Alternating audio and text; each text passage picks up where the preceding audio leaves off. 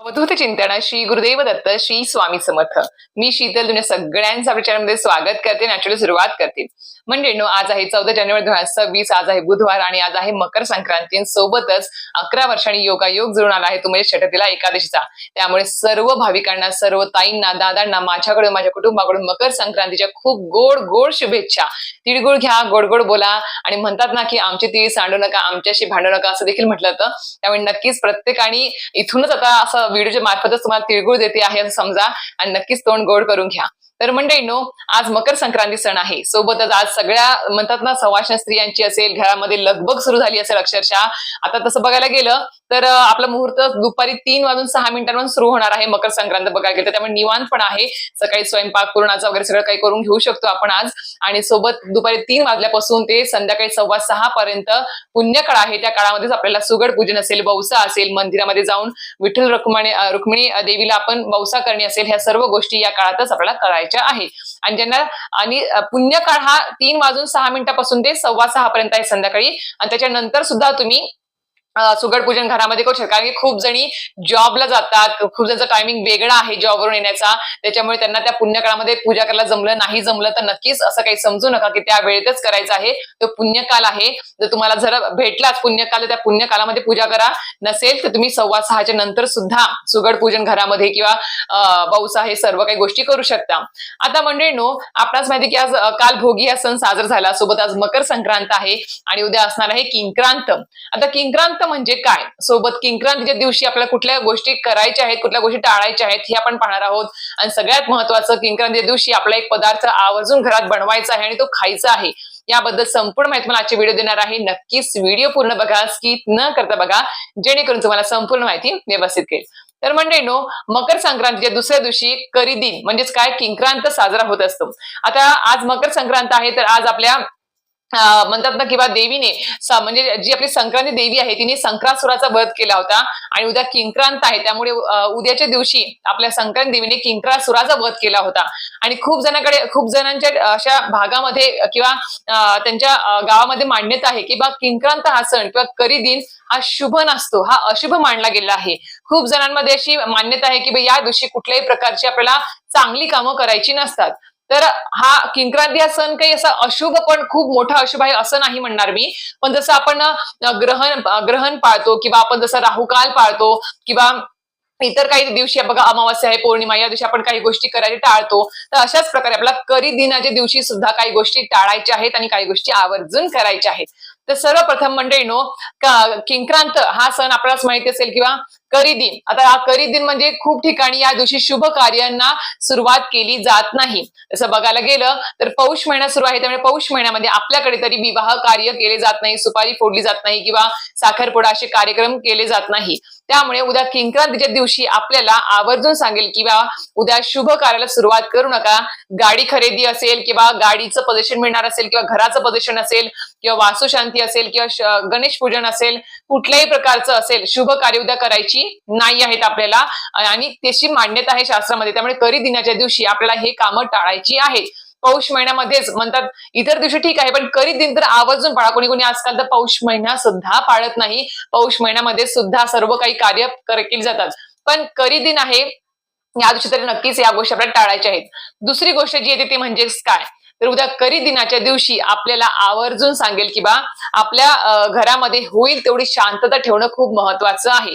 आज आणि उद्या आपल्या घरामध्ये होईल तेवढी शांतता बाळगा, होईल तेवढं कटकट भांडण होणार नाही याची नक्कीच काळजी घ्यायची आहे. कारण की म्हणतात ना की करी दिनाच्या दिवशी किंवा किंक्रांतीच्या दिवशी आपण ज्या काही गोष्टी आपल्या समजा कटकटी घरामध्ये झाले, वादविवाद झाले किंवा इतर काही गोष्टी झाल्या तर वर्षभर ते आपल्याला तसंच भोगावं लागतं असं म्हटलं जातं.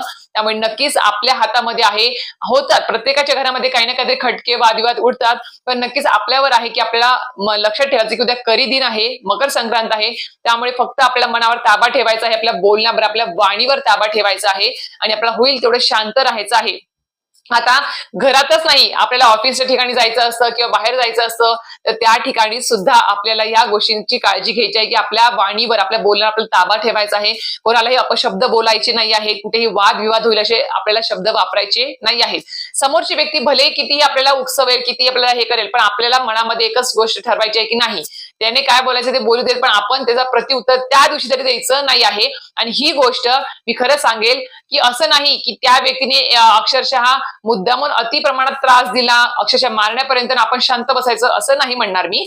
पण आपल्याला म्हणतात ना, की बा आपण काही गोष्टी आपण एका लिमिट पर्यंत टाळू शकतो. आपण तेवढ्यापर्यंत ते टाळायचे नक्कीच आहेत उद्या आपल्याला, आणि याच्यानंतर सुद्धा टाळायचे आहेत रोजच्या जीवनामध्ये सुद्धा. कोणी जर काही आपल्याला उकसवलं, त्रास दिला, तर आपण होईल तेवढं त्याला इग्नोर करायचं आहे आणि आपल्या नामस्मरणामध्ये जास्त वेळ आपल्याला घालवायचा आहे. त्यानंतरचं म्हणजेच काय, तर उद्या करी दिनाच्या दिवशी खूप ठिकाणी मांसाहार घरामध्ये केला जातो. तर मी खरंच सांगेल, की करी दिनाच्या दिवशी किंवा किंक्रांतीला घरामध्ये मांसाहार करू नका, तामसी पदार्थ खाऊ नका. सोबत मद्यपान, व्यसन सुद्धा या गोष्टी आपल्याला उद्या टाळायच्या आहेत, आवर्जून टाळायच्या आहेत. आता अजून एक प्रश्न येतो, की ताई आता उद्या म्हणजे जे आपण आता आज सुगड पूजन करतो, ते आपण किंक्रांतीला उचलायचे की नाही उचलायचे? तर अशी शास्त्रामध्ये मान्यता आहे, किंवा किंक्रांतीच्या दिवशी आता आपण आज सुगड पूजन करतो आणि उद्या आपण ते उचलतो. खूप जणांच्या घरामध्ये किंक्रांतीला ते उचलले जातात. पण अशी मान्यता आहे, की बा किंक्रांतीला ते सुगड किंवा बोळके बघायचे नसतात. सवाष्ण स्त्रियांनी त्यांचे जे पूजन केलेलं आहे, जे सुगड आणि बोळके, त्याचं दर्शन घ्यायचं नसतं, ते बघायचे सुद्धा नसतात. जर तुम्हाला उद्या उचलायचे नाही, ते उद्या ते झाकून ठेवा, दिवसभर उचलायचे असेल तर परवा 16 तारखेला तुम्ही ते सुगड पूजनाचं जे काही साहित्य ते सर्व काही उचलू शकता. आणि जर उद्या किंवा तुम्हाला परवा शक्य, उद्या तर नाहीच पण परवा पण शक्य नसेल तुम्हाला उचलणं, तर सरळ सरळ तुम्ही आज रात्री 12 पर्यंत किंवा 12च्या अगोदर जरी ते सुगड पूजन साहित्य सर्व उचललं तरी सुद्धा चालणार आहे. पण उद्या करी दिनाच्या दिवशी ते बोळकी किंवा सुगड पूजन उचलायचं नाही आहे, त्याचं दर्शन घ्यायचं नाही आहे, ते दृष्टीस देखील पडले नाही पाहिजे. आणि उद्या जर आज रात्री जर तुम्हाला उचलायचे नसतील, तर उद्या दिवसभर ते आपल्या ब्लाऊज पीसने, एखाद्या कपड्याने, स्वच्छ कपड्याने ते झाकून ठेवायचे आहेत. आणि त्याच्यानंतर तुम्ही 16 तारखेला ते उचलू शकता. अशी कारण की करी दिनाला आपल्या कुठलीही पूजा अर्चा किंवा कुठल्याही प्रकारचा, अजून खूप जणांचे प्रश्न आले, की ताई 15 तारखेला गुरुवार आहे उद्या, तर गुरुवारी दिवशी आमच्या 11 गुरुवारचं उद्यापन येत आहे, किंवा अजून काही उद्यापन येत आहे, तर ते सुद्धा आपल्याला उद्या करायचे नाही आहेत. हे पण मी तुम्हाला इथे सांगते आहे, की उद्या कुठल्याही व्रत वैकल्याचे उद्यापन ते सुद्धा उद्या करायचं नाही आहे. पुढल्या गुरुवारी करा. तुम्ही पुढल्या गुरुवारी सर्व गुरुवारचे जे काही व्रत वैकल्य पारायण असेल ते तुम्ही पुढल्या गुरुवारी करू शकता. हा, उद्याचा गुरुवार तुम्ही वाटला असं एक्स्ट्रा तुम्ही धरा, उपवास करा, त्या दिवशी सेवा सर्व काही करून घ्या, पण उद्या करायचं नाही. कुठलेही आपल्याला देवी देवतांच्या व्रत वैकल्यांचं, उपवासाचं उद्यापन करायचं नाही आहे. हे एक झालं. त्यानंतर आता अजून एक प्रश्न येतो, की बा उद्या लहान मुलांचे बोरनान करावे का? लहान मुलांचे बोरनान देखील आपल्याला करायचे नाही आहे. सोबत उद्या हळदी कुंकूचं वाण सुद्धा लुटायचं नाही आहे. म्हणजेच हळदी कुंकाचं वाण देणं असेल किंवा हळदी कुंकू देणं असेल, ते सुद्धा आपल्याला उद्या करायचे नाही आहे. यामागचं कारण म्हणजेच काय, तर करी दिनाच्या दिवशी कुठल्याही प्रकारे शुभ कार्य केले जात नाही. त्याच्यानंतर तुम्ही करू शकता. आता यानंतर येणाऱ्या रविवारी अमावस्या आहे, तो दिवस सुद्धा तुम्हाला हळदी कुंकूचा तो टाळायचा आहे. त्या दिवशी सुद्धा तुम्हाला बोरनान असेल किंवा हळदी कुंकू या गोष्टी करायच्या नाही आहेत. हे विशेष दिवस असतात, त्या दिवशी आपण शुभ कार्य घरामध्ये करू नये असं म्हटलं जातं. तर आता या दिवशी नेमकं करायचं काय? मग आता करी दिनाच्या दिवशी आता बाकीचे तर नियम आहेतच, की हे करू नये, ते करू नये, पण नेमकं करायचं काय? तर या दिवशी होईल तेवढं आपलं मन शांत ठेवायचं आहे, वाणी शांत ठेवायची आहे, आणि होईल तेवढं आपल्याला अध्यात्मामध्ये वेळ घालवायचा आहे. कारण की आपणास माहिती आहे, की उद्या म्हणजे किंक्रासुराचा वध आपल्या आई भगवतीने केला होता. म्हणजेच आता संक्रांती देवी जी आहे ती आई भगवतीचं स्वरूप आहे. त्यामुळे उद्या आई भगवतीची तुम्हाला जास्त जास्त सेवा करायची आहे, नामस्मरण करायचं आहे. म्हणजेच एक प्रकारे आपल्या कुलदेवीची उद्या जर सेवा, नामजप, नामस्मरण जर केलं तर अतिशय उत्तम असणार आहे. जेणेकरून आपण म्हणतात ना, की बा करीदिनाच्या दिवशी जे काही गोष्टी घडतील किंवा मकर संक्रांती दिवशी ज्या काही गोष्टी होतील, ते वर्षभर आपल्याला भेटत असतं. त्यामुळे सांगते, की उद्या होईल तेवढे जास्तीत जास्त आपल्या आई भगवतीची, कुलदेवीची ओम ऐं ह्रीं क्लीं चामुंडाय विच्चे या मंत्राचा एक माळ जप करावा किंवा जास्तीत जास्त नामस्मरण करावं. दुर्गा सप्तशती या ग्रंथाचे 2 अध्याय वाचावे किंवा पूर्ण पाठ जरी वाचला तरी अतिशय उत्तम. स्वामीचे ते सारामृत आहे, याचा पाठ करावा. नित्यसेवा उद्या नक्कीच करावी. रोजची नित्यसेवा रोज करावी. उद्या तुम्ही पाठ सुद्धा करू शकता. सोबत इतर जे काही ओम नमो भगवते वासुदेवाय हे सुद्धा नाममंत्र आहेत. जे काही तुम्हाला इच्छा असेल, अध्यात्म तुमचे इष्ट देवता जे काही गुरु असतील त्यांचं उद्या तुम्हाला जास्तीत जास्त नामस्मरण, पोथी वाचन सर्व काही गोष्टी उद्या जास्तीत जास्त प्रमाणात करायच्या आहे. फक्त आणि फक्त आपल्या घरामध्ये वादविवाद, कटकट, नकारात्मक ऊर्जा निर्माण होणार नाही याची काळजी घ्यायची आहे. कुठल्याही प्रकारचं व्यसन, तामसी पदार्थ, मांसाहार घरात होणार नाही याची काळजी घ्यायची आहे. शुभ कार्य कुठलेही उद्या सुरुवात कुठल्या गोष्टींची शुभ कार्यांची करू नका. आणि अजून एक गोष्ट, उद्या आवर्जून, आज मकर संक्रांत आहे, आज पुरणपोळी प्रत्येकाच्या घरात होत असते, पण सोबतच उद्या करी दिनाच्या दिवशी सुद्धा म्हणतात की बा कर फेडण्यासाठी तर आपल्याला उद्या एक पदार्थ नक्कीच आवर्जून घरात बनवायचा असतो.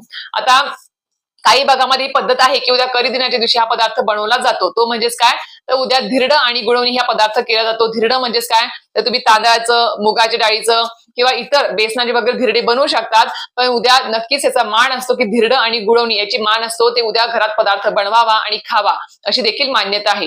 तर नक्कीच तुम्हाला कळालं असेल की करी दिनाच्या दिवशी काय गोष्टी करायच्या आहेत आणि काय गोष्टी टाळायच्या आहेत. तर नक्कीच अजून ज्या काही गोष्टी नकारात्मक आहेत, ज्याने आपल्याला त्रास होऊ शकतो, त्या गोष्टींपासून उद्या नक्कीच दूर राहायचं आहे. आणि म्हणतात ना की बा होईल तेवढं उद्या नामस्मरणामध्ये आणि अध्यात्मामध्ये असं वेळ आपल्याला घालवायचा आहे. आणि सोबत जो पदार्थ सांगले तो पदार्थ देखील आपल्याला उद्या करायचा आहे घरामध्ये, आणि तो सगळ्यांनी खायचा आहे. तर अशा प्रकारे तुम्हाला आजचा व्हिडिओ माहिती आवडला नक्कीच व्हिडिओ लाईक, शेअर आणि सबस्क्राईब करायला विसरू नका. श्री स्वामी समर्थ.